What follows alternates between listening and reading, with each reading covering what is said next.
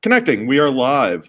Good morning, everyone. Thank you for being here today with us at BioGAP or online. We have a great talk scheduled this morning with Dr. Kenneth Witwer at Johns Hopkins University School of Medicine. He's with the Cellular and Molecular Medicine program. And we'll be discussing rigor and reproducibility in research.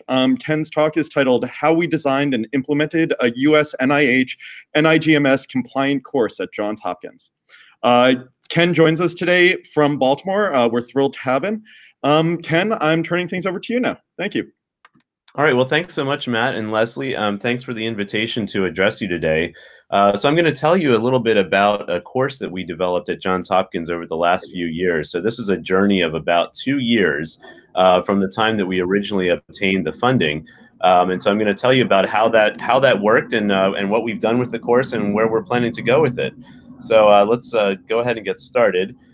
This is actually a screenshot, and you'll see this in a few different iterations throughout my talk, from the online course that we developed.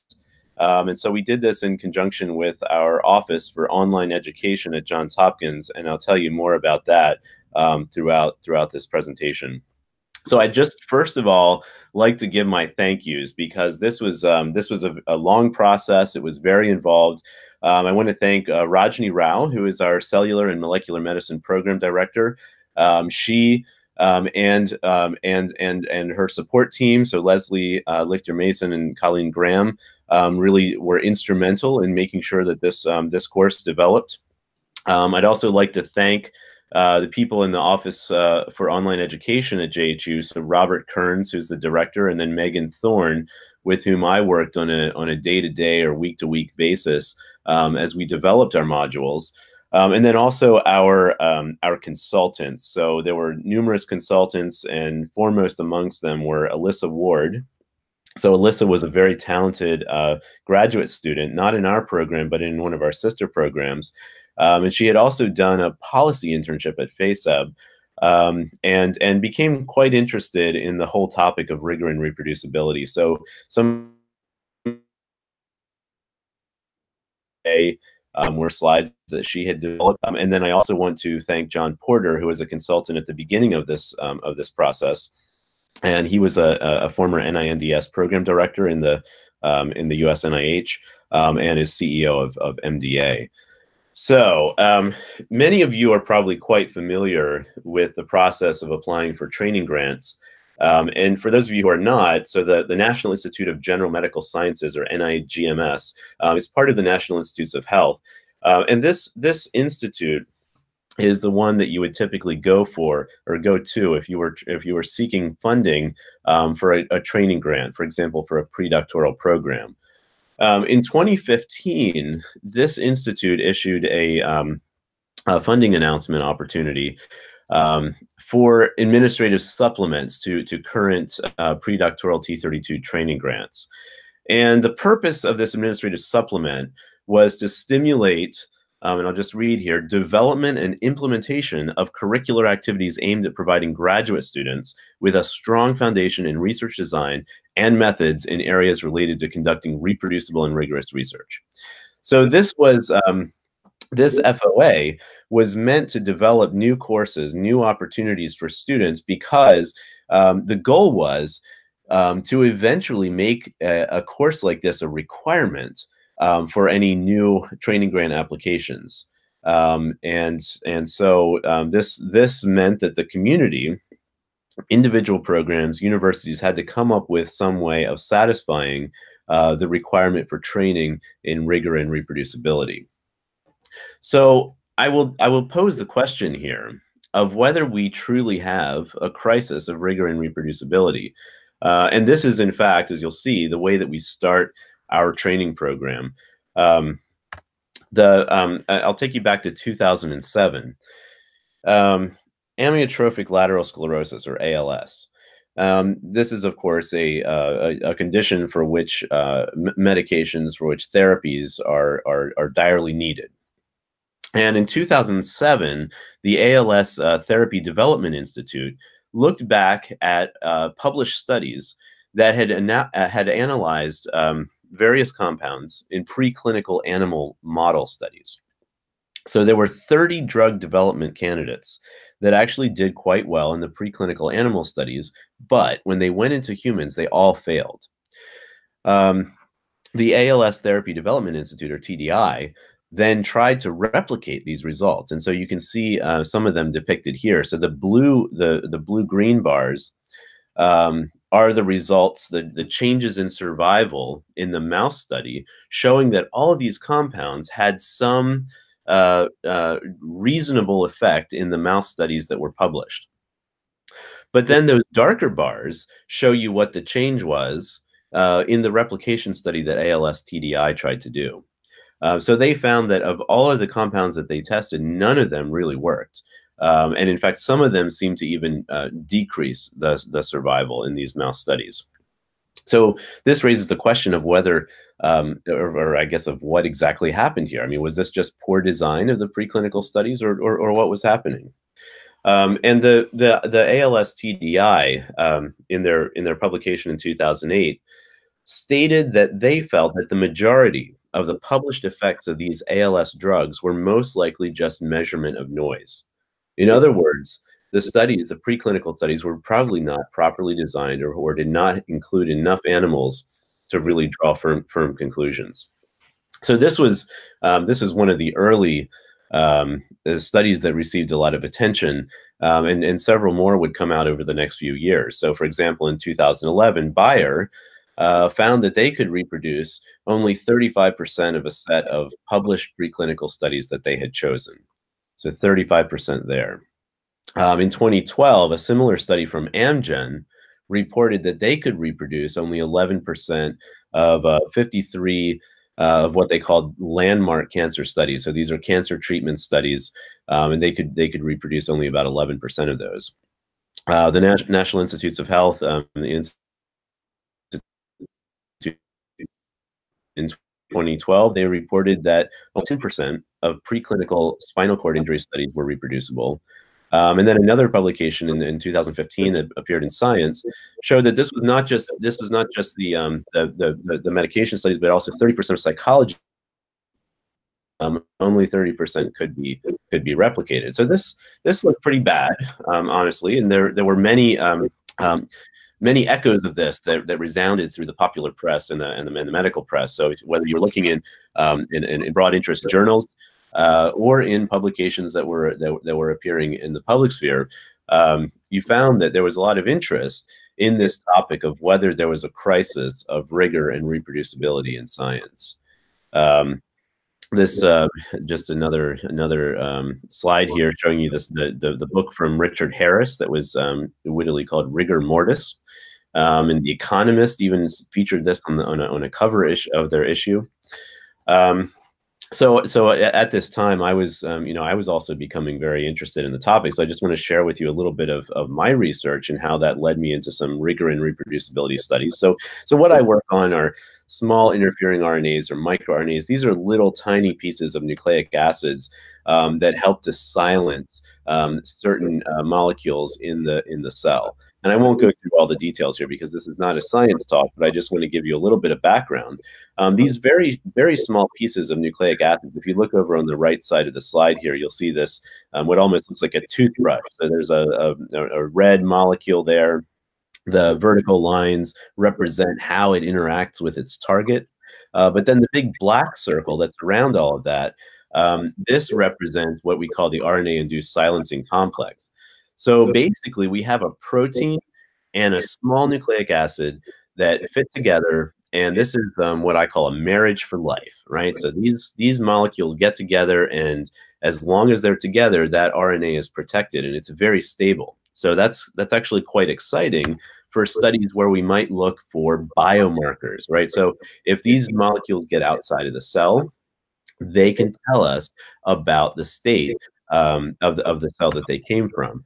There are numerous carriers of these small RNAs, let's say, for example, in human blood. And they would include extracellular vesicles, lipoproteins, protein complexes. The extracellular vesicles are especially interesting because they are also going to have markers of the cell of interest. And so I'd like to show this slide. This is one of my son's favorite activities, Pokemon. And we could compare these very small RNA carriers to the Pokeballs in this game. So these are balls that you throw, and they capture the little pocket monster, these nice little creatures, and you can use them then to compete against others. Basically, they're a cargo carrier. And so the question in the field has been, can the blood RNA, these very stable pieces of RNA, be used to diagnose medical conditions, for example, cancer? But what I was finding as I was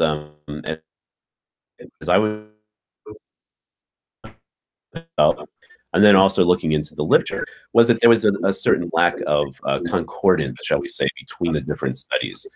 So I analyzed 32 of some of the leading blood microRNA profiling publications. So again, these microRNAs are small pieces of nucleic acid that can tell us about the health of the cell that they came from. And in these 32 studies, there were 100 different proposed markers of breast cancer. Or over, I should say, over 100. And of those, 100 of the markers were found in only one study.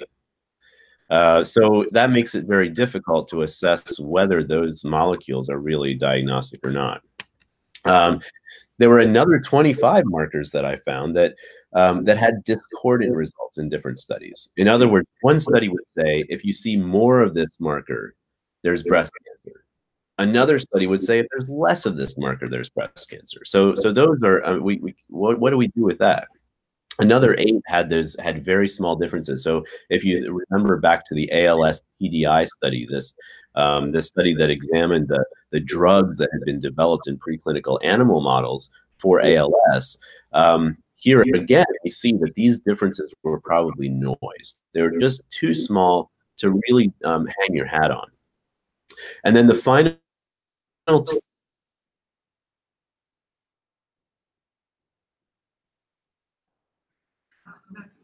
but of the 10, 9 actually were coming from the same lab or the same institution. In other words, we don't know if we were to take that study and try to do it at Johns Hopkins or try to do it in one of your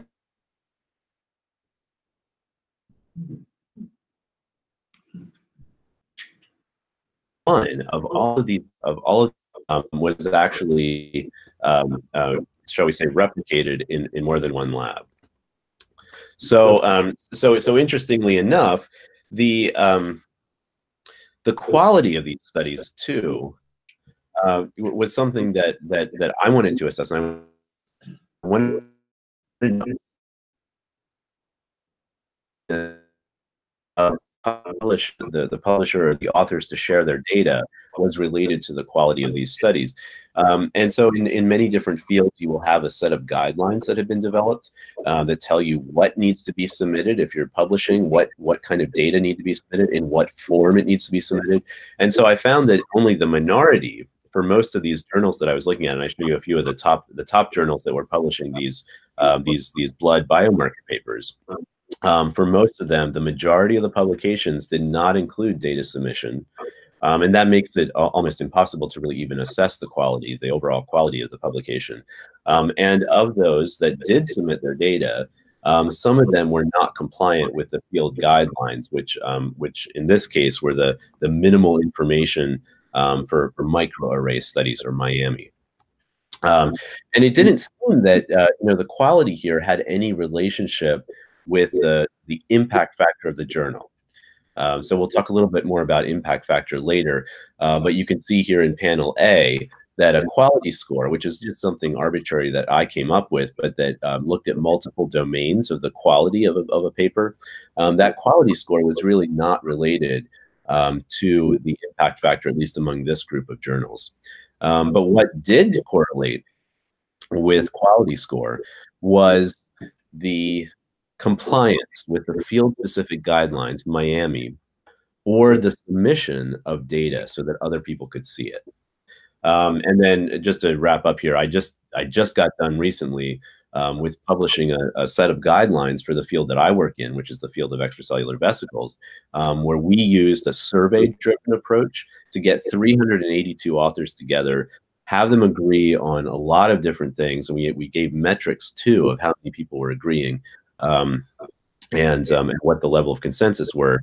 And we looked at numerous topics that ranged from nomenclature to proper experimental control. So that's my experience with rigor and reproducibility. And so when Rajni Rao, the director of our program, came to me and said, "Ken, would you be willing to help out with developing this course?" It was something that I was quite enthused about. So it's a perceived crisis of reproducibility in science, but is this really anything new?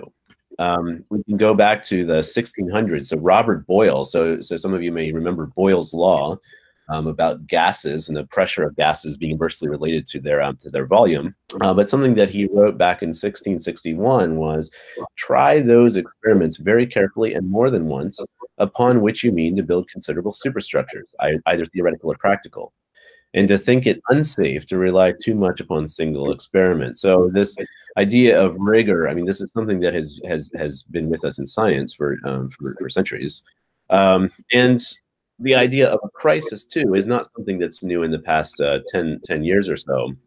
Here's an article back from 1994 in the British Medical Journal that laments what this author, Altman, considers to be a crisis in the biomedical literature. And so this is attributed here to sloppiness, but then also perhaps to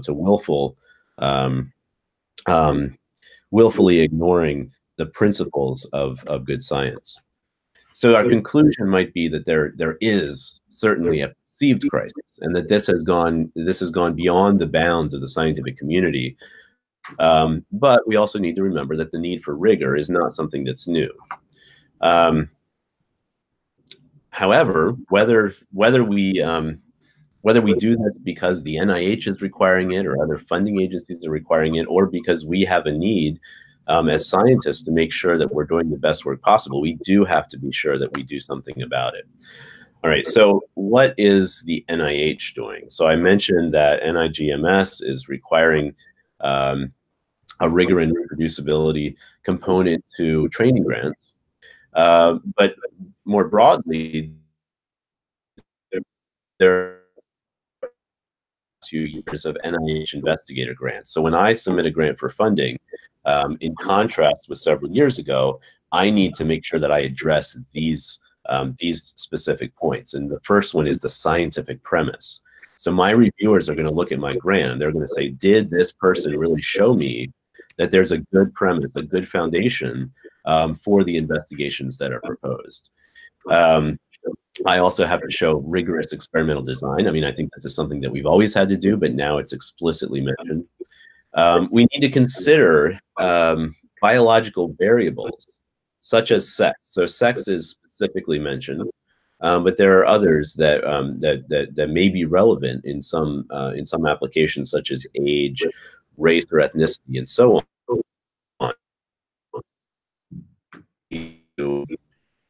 Acknowledge are there and do our best to address them. And then finally, there's a whole section now in each grant on authentication of key biological or chemical resources. And this is because if we're not working with the right reagents, we're not working with the right models, that's going to invalidate our findings. All right, so within our cellular molecular medicine program, we decided that we wanted to go ahead and pursue this funding opportunity and ultimately create a course that was going to be useful for our program, but then hopefully for the wider community. So the first part of this was securing the funding. Of course, we needed to be able to pay the people who were going to do the graphic design and bring in some speakers and so on. And once that funding was secured, we were able to bring in speakers and we were able to discuss with our consultants, such as John Porter and Alyssa Ward, the structure that the course would take. So we then made an outline of the course. We decided on modules. So this is going to be an online course. We decided what the topics would be, and they would roughly follow the course of an experiment and its interpretation and publication. And then the part where I was very heavily involved was with the storyboarding for each module and the construction of those modules. So I was meeting weekly, or even more often in some cases, with the Office for Online Education And we would storyboard, and then we would conduct interviews, we do video editing, and we produce that content and then finally edit it. So I mentioned the Office for Online Education, and I have to say that if I didn't have my current job, I think I'd like to work here. It's a really fun place, and they do a lot of interesting things. So this is from one of our internal Hopkins news magazines, where you can see a few members of the team who have actually set up in a mock hospital room, and they're going to be filming a training video here. They've done everything from this kind of medical training, exercise building, to continuing medical education, to a course on dog training. So they get to see pretty much everything that's going on university wide, and they get to be very creative about how to build training courses. So in the next part of the talk, I want to tell you about our course content and the features that we built into that to try to make it compelling and memorable to the learner. So our 6 modules that we currently have are, first of all, the introduction. So some of that information that I went over with you in the beginning about rigor and reproducibility and whether there is a crisis.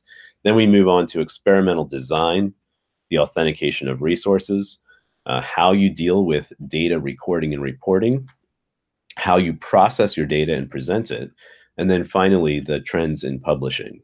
So this module design allows us easily to go into any given module and change things that need to be changed or updated. We can also add additional modules, as I'll mention later.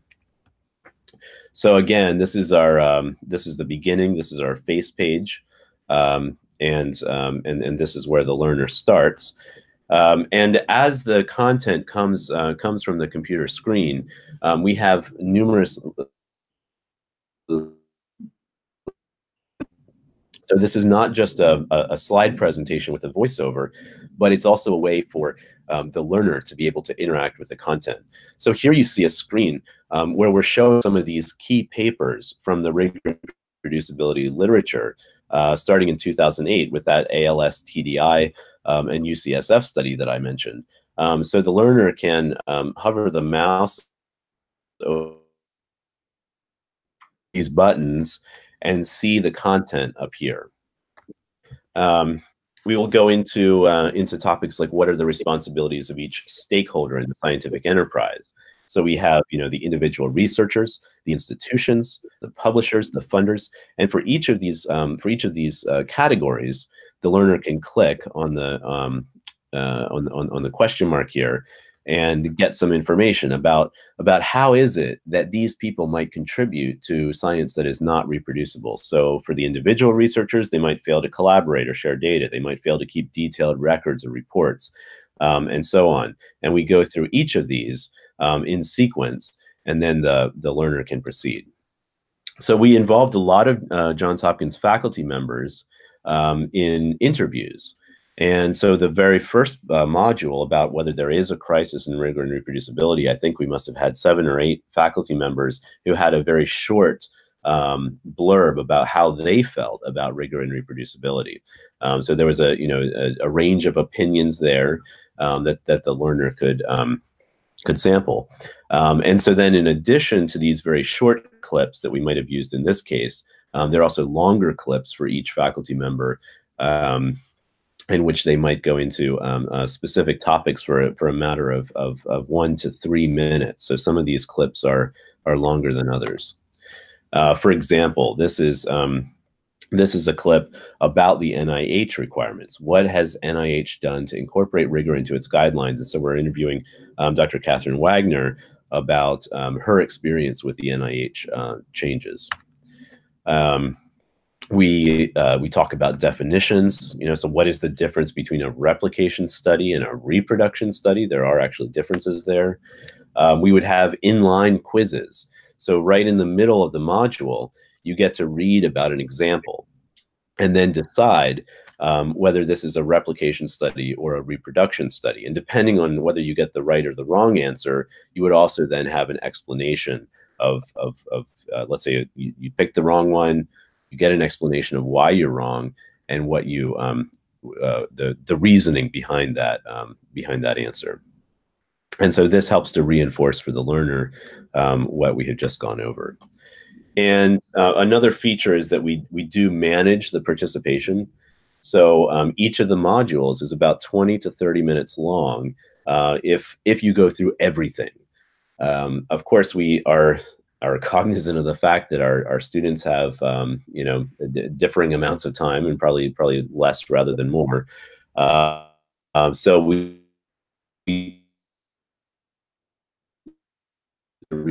or to listen to every bit of a video clip if it's three or 4 minutes long. But we do have a transcription there of the voiceovers, so that if they'd like to just read through, they can read through it and then click on to the next one. However, there are parts of the modules that the learner has to click through. So here's an example of four different topics. So mouse study, blood study, and so on, where the learner will have to click on each one and decide what the answer to a little quiz is before they can move on. So this does manage the amount of time that has to be put into the learning.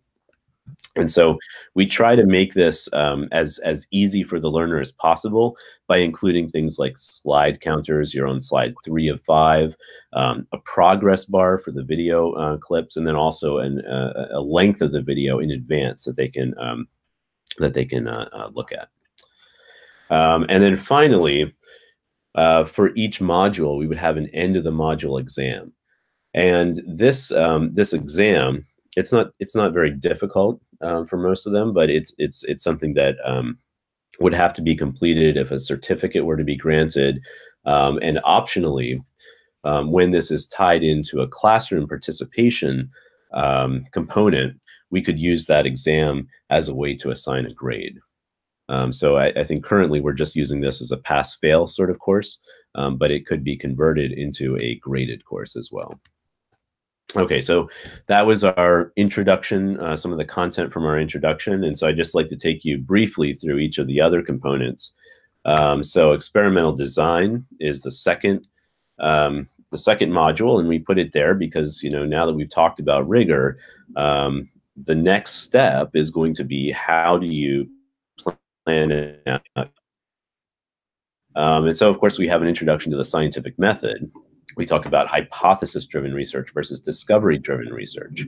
And I think that in the 3R community, you know, there's been a discussion about whether we should be doing one or the other.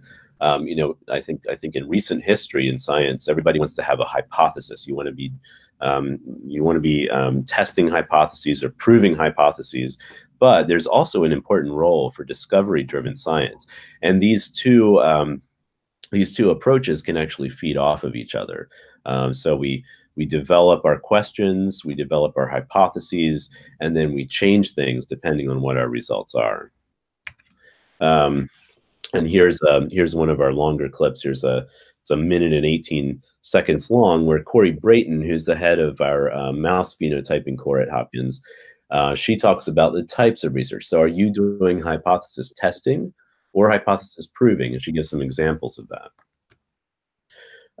There are this editorial by Begley in Nature in 2013 mentioned 6 elements of reproducible studies, and these would include blinded experiments, proper number of repetitions, image quality, if you're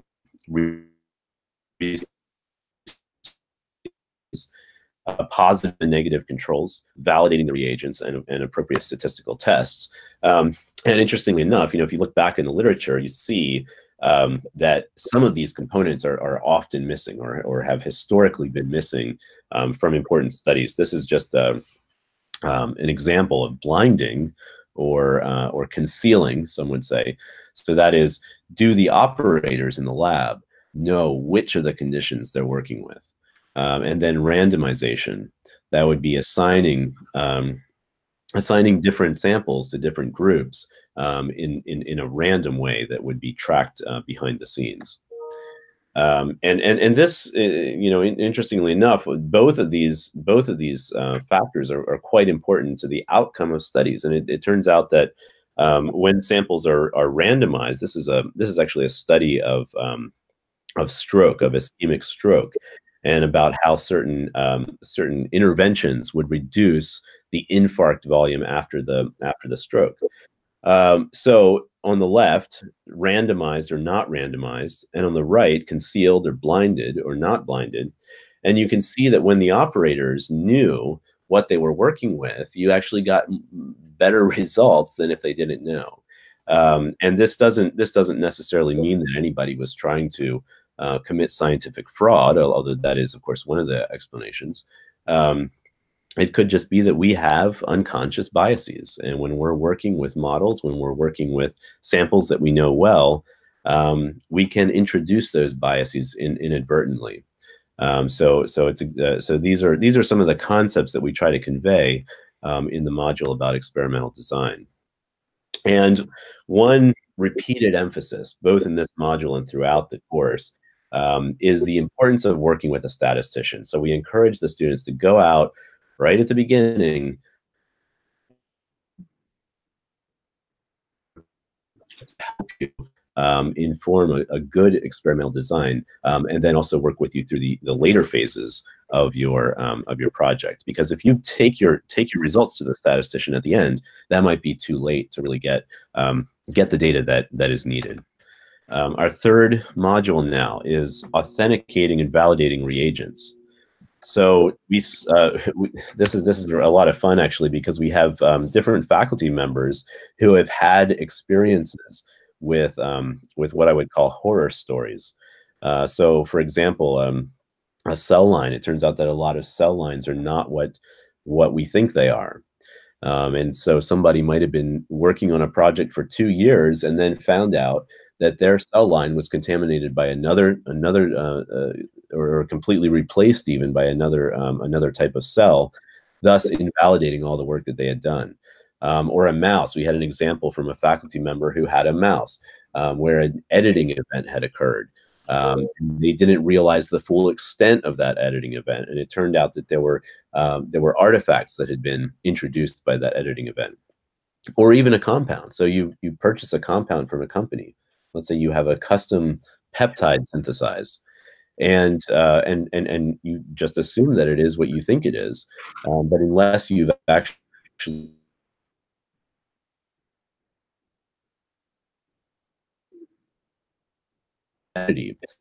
so these are very, I think, very compelling stories for the students because they're real life examples, and they see how that little bit of validation early on in the project can save them potentially years, or save them from a failed project.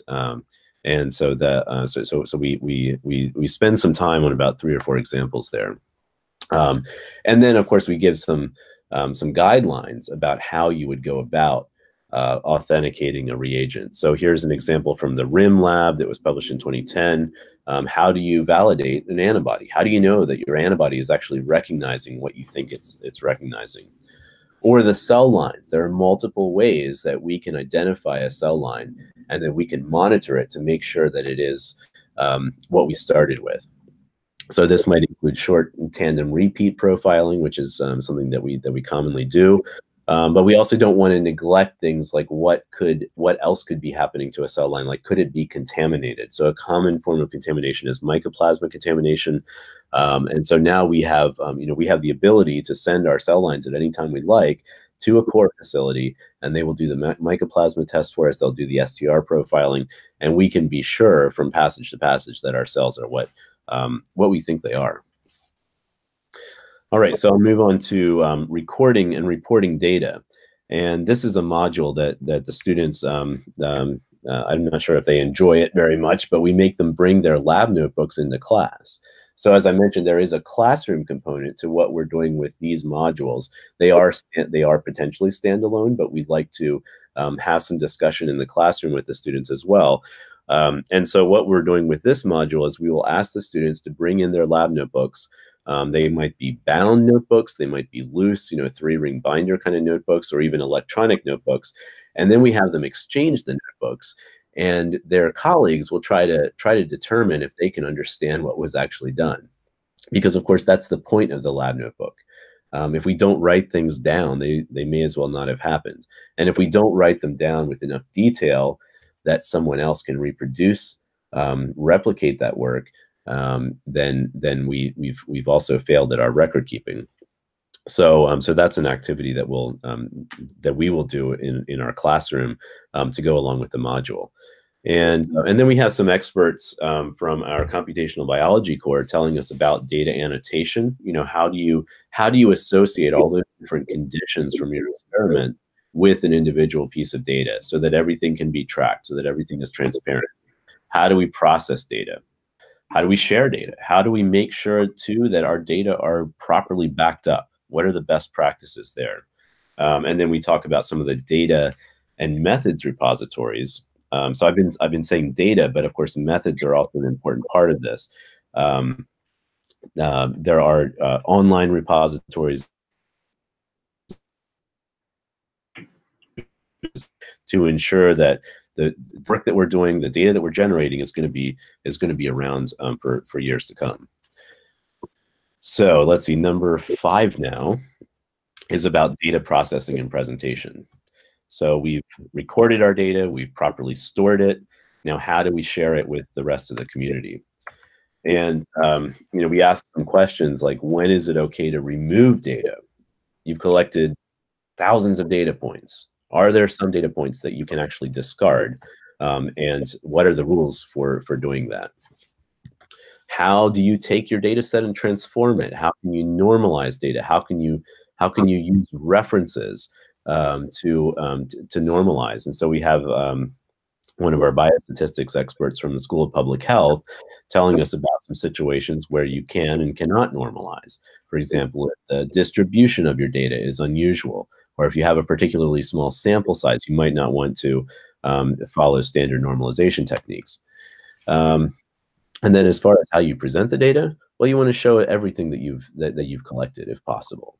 And you want to tell us how you showed that data. How did you take the raw data and convert it into this graph?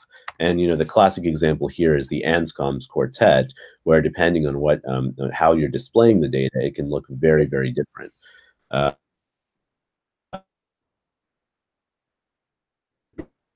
For some papers that talk about graphs, is a bar graph these days, or do you really just want to show all of your data points? So we come now to what is currently our last module, and I guess it's our last module because this is where we want to go with our research, right? We really do want to share this with the community in a peer-reviewed form as a publication. And this is one of my favorite modules because things are in flux right now. Quite frankly, there are a lot of new trends in publishing. There's a lot of excitement in the field. There are a lot of changes. So this is always fun to discuss with the students, because they know that their publications are really going to be the currency that they use to move on to the next stage of their career. And probably more importantly, this is how they turn their basic discoveries into something that will potentially help with medical conditions. So we talk about journal types. You know, we have our open access journals and we have our closed access journals that might have some sort of a paywall. And so we go through all the different sorts of journals that are out there, including the society journals, which are usually not-for-profit. There are for-profit journals. These journals might use advertising to raise money. They might use subscription. They might make the author pay. They might do all of these things. So we go through some of the pros and cons of these different models. There are different types of open access, of course. There's the gold open access, where usually the author is going to pay some sort of a page charge, but the journal is going to make the article openly available. And this is compared with green open access, where the journal would immediately or later allow the author to archive a version of the article. And then we talk about you know, some of the kind of the less respected portions of the publishing community, publishers that might not disclose in the beginning what you actually are going to pay, publishers that might not perform a rigorous peer review process, vanity journals, you know, where you're basically just paying to play. And so we'll use our we'll use our tools in this learning module to allow the students to toggle these different categories to learn more about the pros and cons, or the strengths and weaknesses of the different publication types. We talk about peer review, single blind, double blind, triple blind, open peer review, post-publication peer review. Should the reviewers be volunteers or should they be paid? And how do we recognize the peer reviewers? So many of the beginning students have probably never reviewed an article before, but it's helpful for the students to understand how the peer review process works in advance.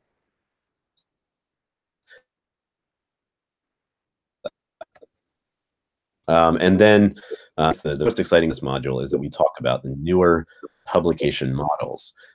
So in recent years, the mega journal has come into the space, and this is a journal that would accept any article that establishes or that satisfies a certain quality bar. So there's no need for novelty. There's no need for you can even publish replication studies in these journals, but typically the author would pay here.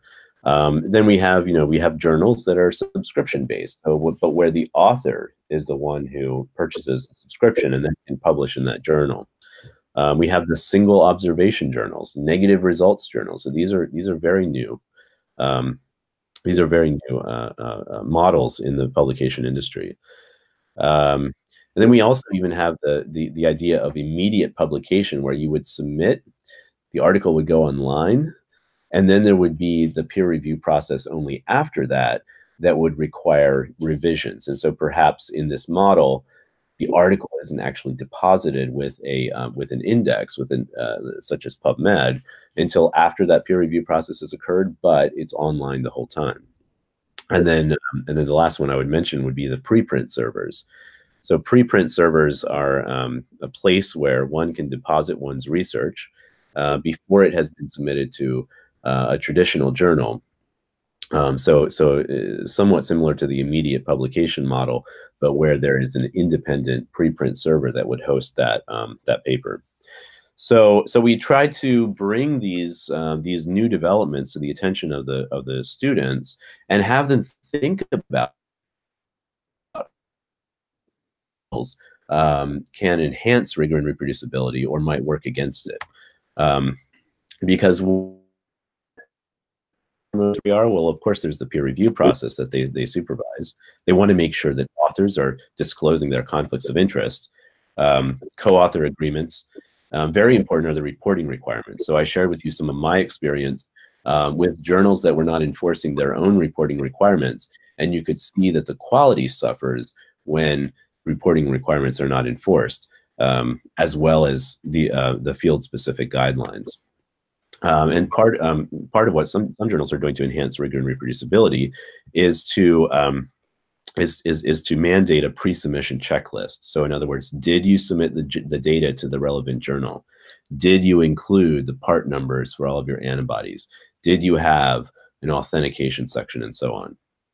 So that's an overview of where we are with the course right now. And as we look to the future, we know that we can build on this course if we want to, by doing some. I'm not sure what's going on here. Sorry about this. I seem to have some of my animations out of order, but these are the points that I want to share with you.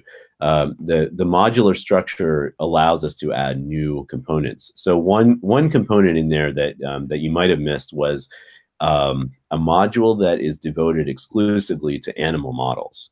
So animal models in research have been a big focus in the rigor and reproducibility sphere since the mid 2000s, where there's first lack of reproduction studies came out, and I think that that was driven partly by these research organizations or companies finding that they couldn't necessarily rely on preclinical studies that had prompted them to go into human trials. And so since those preclinical studies are done, well, almost exclusively in rodents, but potentially in other animal models, it's very important to to share some of the idiosyncrasies of the different models, to help students understand what they should be looking for, what they should be authenticating as they're working with the animal models. So we may very well add an animal model module. I mentioned that we have the classroom activities that we use. So for the past few years, we've been doing rigour and reproducibility modules in the classroom that would go along with the online learning. And so we have some examples of publications that we share with the students that they dissect, and they try to figure out, what's good about this paper, what's bad about the paper. So we have those classroom activities that are already set up and that could be shared with other programs that might be interested.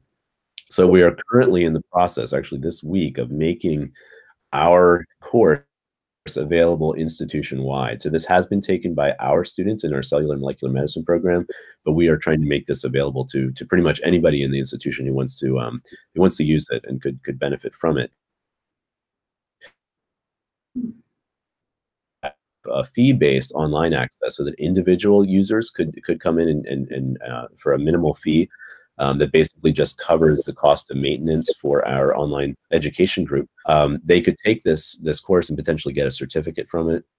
And of course, we're also open to discussing this with any other programs, even outside the university, that might find it of use. So we could have a licensing agreement. We could even do just program access for one program. So I'm happy to talk with anyone about that if you're interested. And here is my email. So feel free to contact me with any questions you might have about our modules, or about your interest in taking a look at them, maybe using them for some of your programs. And at this point, that's all I have, and I'd be happy to take any questions. Great, thank you so much, Ken. And we just got the battery back on the computer, so we're not going to lose that. Does anyone here have any questions for Ken about the course on rigour and reproducibility? Ken, will you be able to provide us with a copy of the presentation? Absolutely, yep. Excellent. Have you considered or done different evaluations on the best semester to offer this course, and when do you currently offer it? First year, first semester? Yes, so we've actually done it. Sorry, I didn't hear the last part. Just at what stage in the degree do students take it? So we like for the students to take this in the first year, although we have done it at several stages. So I think in the beginning, when we first offered this, it was more towards the start of the academic year. So in the fall, well, I'm talking about the Northern Hemisphere here, but around October to November. So this is very, very early on, and I think this is these are basic concepts that we want to make sure the students have as early as possible. More recent this year, we for various reasons we pushed it back to January, February. In fact, I think maybe we just had the last one in March, but in the first year in any case. I have a question for you. Are you offering it for credit, and how much time are they putting into this? Yeah, so so this course is currently a pass-fail, so that the students do have to take it. It has been part of our. We have a year-long core discussion group. So this is a course that just goes for the entirety of the first academic year with different topics, and so the 6 rigour modules would be part of that. But it will probably, for various reasons, be more of a standalone course going forward. So as far as the amount of time, each of the modules will take about 20 to 30 minutes to go through. If you're looking at all of the videos, so that means that it's 3 hours of content in total. But again, that is, the individual learner can adapt that to their own pace to some degree. So you could probably do it in 2 hours. So I would say somewhere like 2 to 3 hours only for the online portion. Then in the classroom, we would usually have an hour for discussion. And so that would be where we bring in those additional papers, or we have some of the papers that are just referenced in the slides that would then be read and discussed by the class members, or we would have those other activities like the lab notebook sharing, and then guided discussions where a faculty member is always in the room to stimulate with additional questions. Have you thought about how you evaluate the success of the course? I'm sorry, I think my connection is not great. Have you guys thought about how you evaluate the success of the course? So that is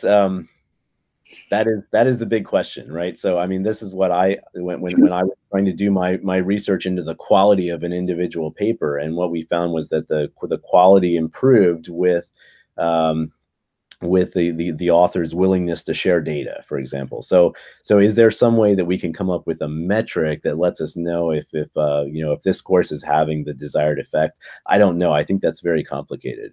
I think that the most important thing is that we satisfy the requirements of the funding agencies, because not just for the funding itself, but because we want to be sure that we're following best practices. So having this course, having the students think about some of these issues, I think is the most important outcome. And from the feedback that I've had anyway from the individual students, you have a wide range of students who are coming into these PhD programs. Some of them have done extensive research prior to coming to the program.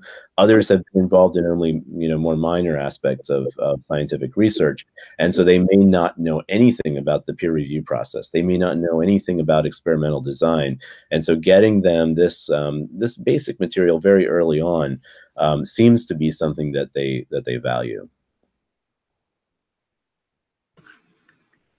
I was wondering how your course correlates with the initiative at Hopkins, the R3 by microbiology and immunology, the rigour, responsibility, and reproducibility by Gundula Bosch. Organized that? Yes. Yeah, so Gundula Bosch and Arturo Casadeval had put together a 3R course as well. In fact, they have a program in the School of Public Health that is a very valuable initiative, and indeed, Arturo Casadeval was one of our interviewees in our module. So I think that you'll find that there are numerous courses out there that have been developed and that are coming online, or that in some cases are already available. Okay, and I have some thought, and kind of not really a question, but some probably a little comments, and I want to share. And so one is that, like you said, described, first year the student came with various background, and then so at the first year you're doing this, some really had no idea what the research is, so have you ever considered maybe you should do it the second year or third year? Because first year they're basically taking courses, so that's one comment. And second comment is about the privacy of the data.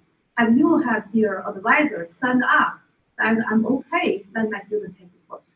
Because, I would think of the success of the course if this is really relevant for the students they are doing, and then that means they have to have like a reality. Not we are just talking about some hypothesis, research. I think this is a great idea, of course, but however, some faculty may not agree. How you enforce is just like a strict enforcement from the school, or the student advisor have to sign up. Okay, I agree. Right. And sure. Some constraints. Yeah, no, those are good, very good questions. So I think that the first your first point is an excellent point, and I think that we need to be sure that this goes beyond the first year. So this is the online course that the students will take. We'll have a classroom component for that, but that can't be the end of it. So rigor and reproducibility needs to be implemented throughout. And I think this is also what the NIH wants to see. They want to see that the programs are implementing this not just in the first year, but throughout the education process. And so in our program, we've had the discussions about how we want to do that. So for example, this should be part of the thesis committee meetings. When the students sit down with their with their advisors on the thesis committee, they should perhaps be encouraged to include some of these elements in their presentation, and the advisors should certainly be asking them about some of these components. And then when the thesis itself is produced, that thesis should have a rigor component to it. And so those are things that are not necessarily yet implemented, but that should be implemented, and that we're looking at options for how to formalize that.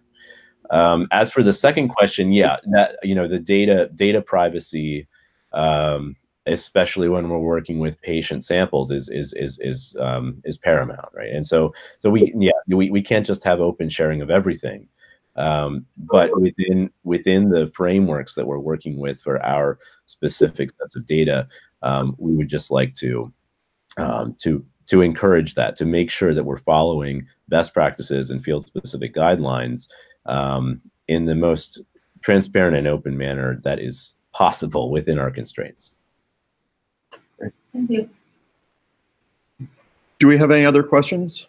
Or if anyone online has any questions, please feel free to type them into the YouTube chat.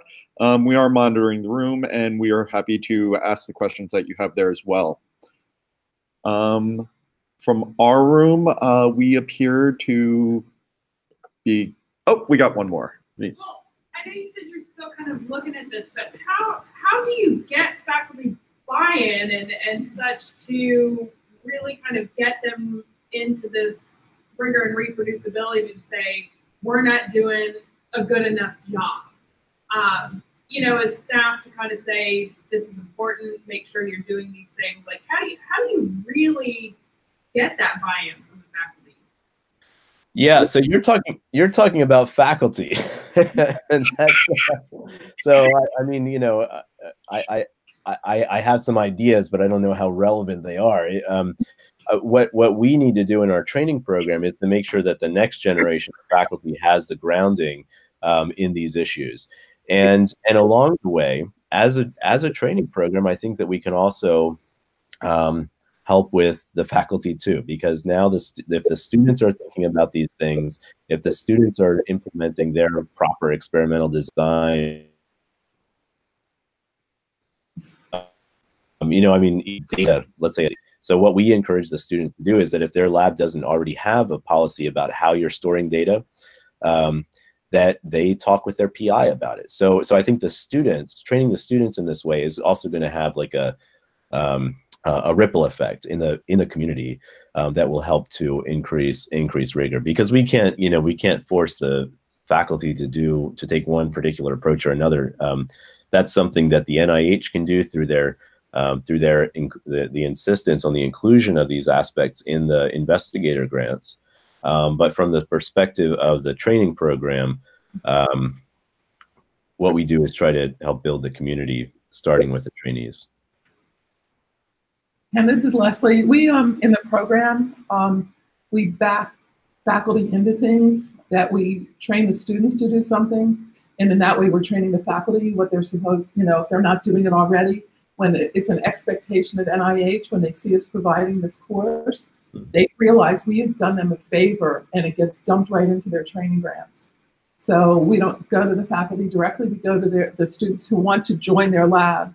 And if they won't join the lab, because these are first-year students, so they're rotating. And if somebody's not doing the rigor in that lab, our students will go to a different lab. So our program director, Rajni Rao, is just very good about, this is what we need to do, and the faculty will follow sometimes. And she's achieved a lot by doing it that way, don't you think, Ken? Yeah, that's very, very well said, Leslie. I agree. Okay. If we've got no other questions, and it looks like our members who are joining us on YouTube don't have any questions, Ken, do you have any final comments? No, I just wanted to thank you for inviting me today. I think that as Leslie has just said, we can achieve a lot, not just for the students, but for the broader community with these kinds of training courses. And I've really been privileged to be a part of this and to see how it has helped our students so far. Great. Thank you so much, Ken. We appreciate your time today and walking us through your course. Thank you. Have a great day. Thank you. Take care, everyone.